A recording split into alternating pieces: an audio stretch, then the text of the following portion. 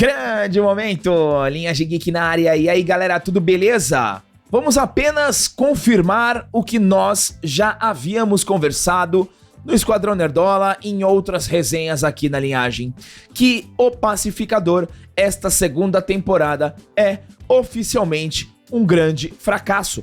E isso, novamente, coloca o cargo de James Gunn na mira. Novamente fazendo aquele exemplo usando futebol, né? O que acontece, galera? O que acontece, tá? Respondam pra mim, o que acontece quando um treinador tem um time cheio de estrelas, não coloca essas estrelas pra jogar, deixa a maioria no banco, coloca uma pra jogar no time e esta não joga mal, não joga bem, perdão, e você tem 3 derrotas. O que acontece com este treinador? O emprego dele, o cargo dele começa a ficar ameaçado. É exatamente o que está acontecendo com James Gunn. Fracassou com Creature Commandos, zero hype, zero repercussão. Nem canais especializados em DC falaram sobre Creature Commandos. Superman gerou prejuízo e o Pacificador fracassou. E agora? Mantendo o seu exemplo de futebol, é o técnico que chega com otimismo e perde 3 jogos. Perde 3 jogos teoricamente fáceis. Por quê? O Creatures Commando, beleza, esse eu até esquipo.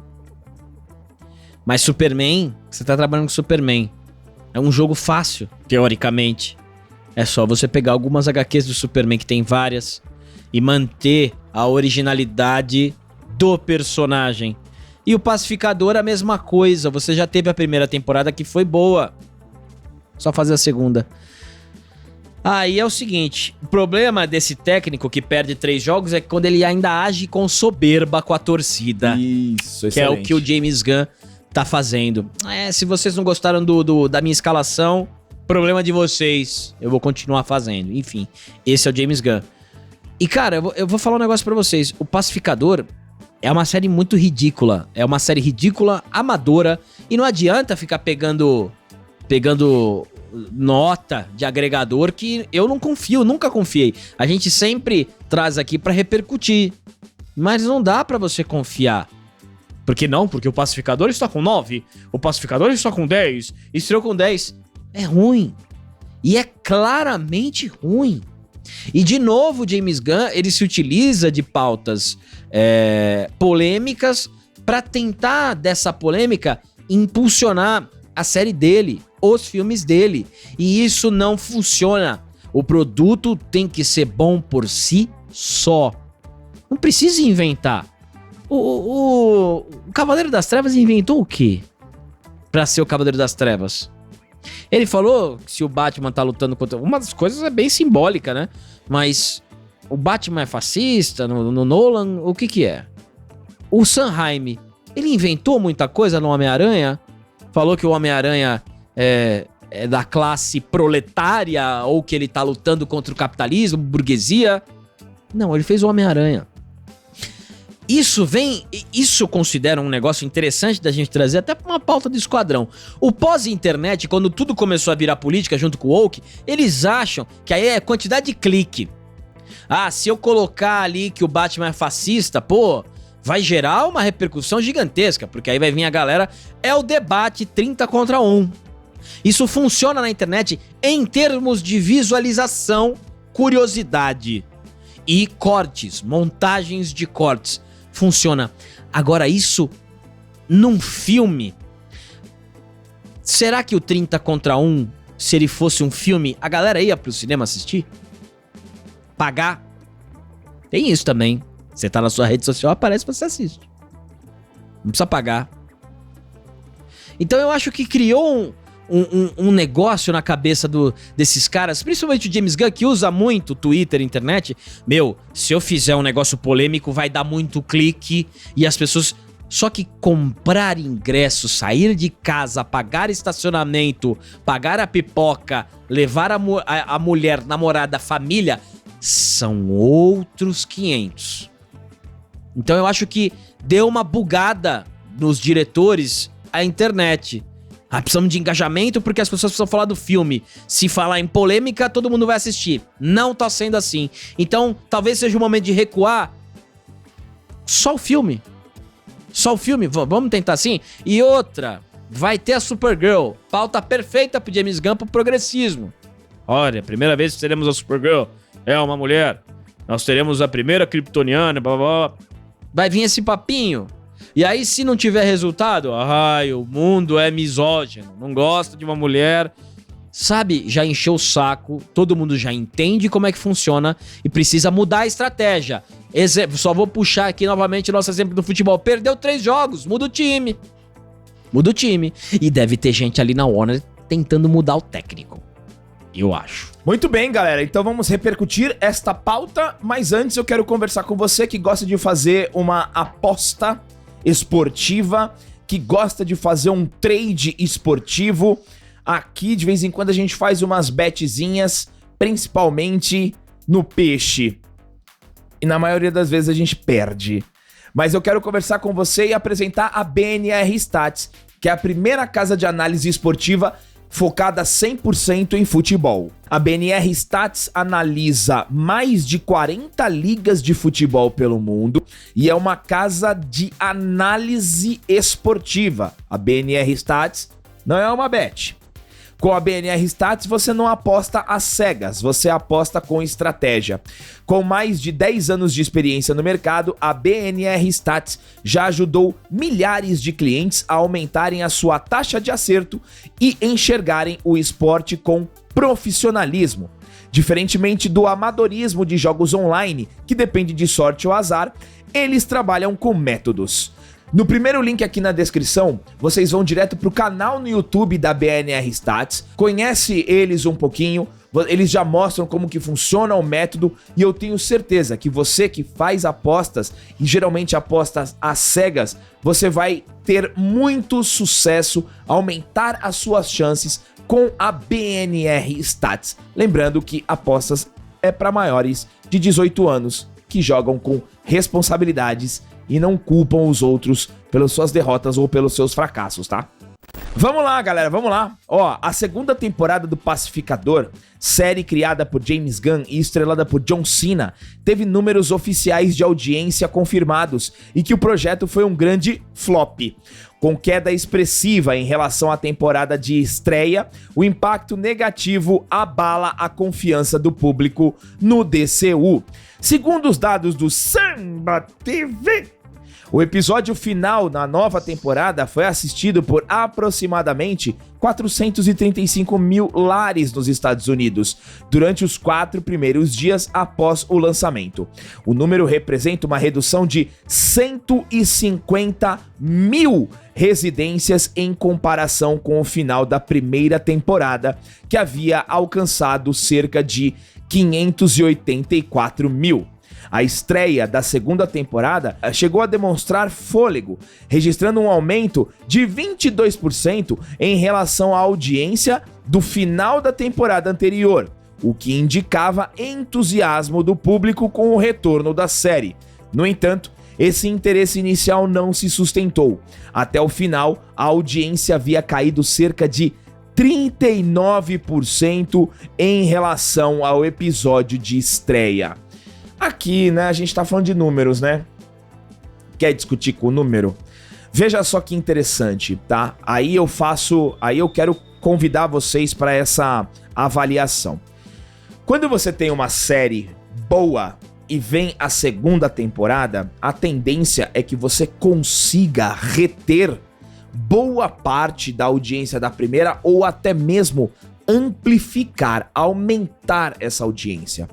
A primeira temporada do Pacificador, ela é boa, apesar das lacrates, ela é boa. E a gente avaliou isso, 2022 ou 2021, a gente avaliou isso positivamente, tá? E a gente explicou sobre as lacrates. E aí, o que acontece? O primeiro episódio registrou uma audiência, um aumento de 22%. Por quê? Porque foi o resultado da primeira temporada. Qual que é a tendência? se a série fosse boa, esse número manteria ou aumentaria, o que não acontece. E aí fica explícito para nós que é um grande fracasso, porque uma queda de 39% apenas corrobora com a nossa avaliação. E a gente trouxe a análise de todos os episódios aqui no Esquadrão, e muito honestas, tá? O Carlão avaliou alguns episódios até bem, eu avaliei uns 2 episódios bem, o André e o Giga que foram mais criteriosos.